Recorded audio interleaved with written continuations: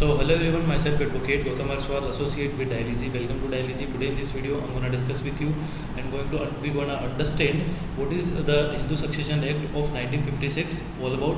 In this video, I'm gonna cover up its introductory part and its definition. So let's start the discussion without any delay.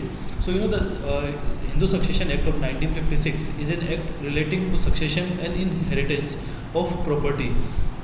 This act basically discusses a comprehensive and uniform system that incorporates both succession and inheritance. This act also deals with the intestate or unwilled or testamentary succession.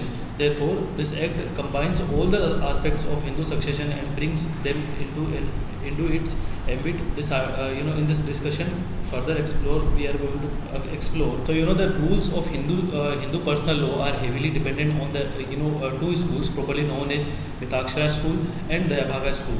According to Mitakshara school, there are two modes of devolution of property. The very first is starting with the very first. The first is devolution of survivorship, and the second one is devolution of succession.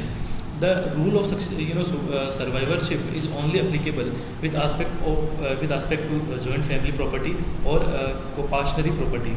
On the other hand, succession rules apply to separate property held by a person. However, the Dayabhaga school places emphasis on succession as the only mode of devolution of property. In this discussion, the rules of succession are under the act and gives an overview of the whole act. So I hope you're pretty much clear.